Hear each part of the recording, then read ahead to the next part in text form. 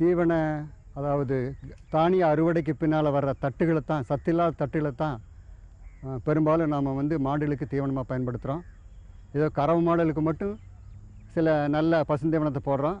மற்றபடிக்கு பெரும்பாலும் நாம் வந்து தானிய அறுவடைக்கு பின்னால் கிடைக்கிற சோளத்தட்டோ, கம்மந்தட்டோ, இல்லை மக்காச்சோளத்தட்டோ, இல்லை வந்து நிலக்கடலை கொடியோ இது மாதிரி போடுறோம்.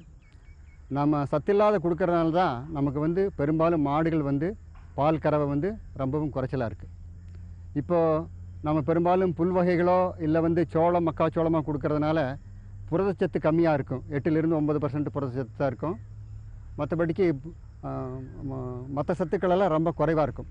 ஆனால் இந்த பயிர் வகை தீவன பயிர்கள் போடுறதுனால நமக்கு 20லிருந்து 25% புரதச்சத்து கிடைக்குது. அதனால் நமக்கு பாலுடைய அளவு அதிகமாக இருக்கும். பாலில் கொழுப்புச்சத்தும் வந்து அதிகமாக இருக்கும்.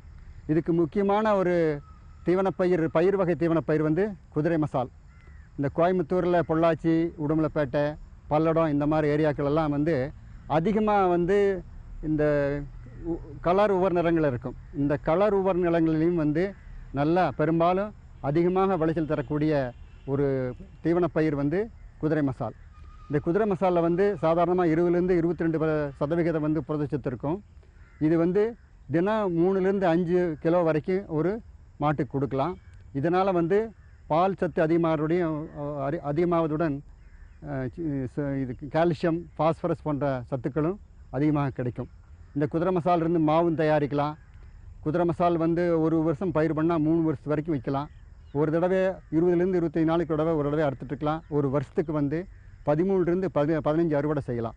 கோயம்புத்தூரை பொறுத்த வரைக்கும் பல்லடம் இந்த ஏரியாவில் பயிர் செய்கிற குதிரை மசால் வந்து தினம் வந்து 2லிருந்து 2.5 டன் பசுந்தீவனம் வந்து மெட்ராஸுக்கு வந்து கோவை எக்ஸ்பிரஸ் மூலமாக போகுது.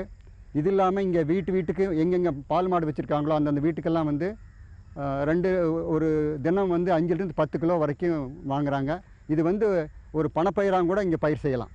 குதிரை மசாலிருந்து ஆல்ஃபா டானிக் அப்படிங்கிற ஒரு ஆயுர்வேதிக் டானிக்கும் கூட ப்ரிப்பேர் பண்ணுறாங்க. இந்த கீரை வந்து நம்ம கீரை வடைக்கும் கூட உபயோகப்படுத்தலாம். அதிக புரதச்சத்து இருக்கிறதுனால இது கறவை மாட்டுகளுக்கு தினம் 3லிருந்து 5 கிலோவுக்கு மேலே கொடுக்கறது வந்து நல்லதில்லை. அதே மாதிரி முயல் வளர்த்துறவங்களுக்கும் கோழி வளர்த்துறவங்களுக்கும் இது வந்து ஒரு 5லிருந்து 10% வந்து இதை வந்து பசுந்தீவனமாக பயன்படுத்தலாம்.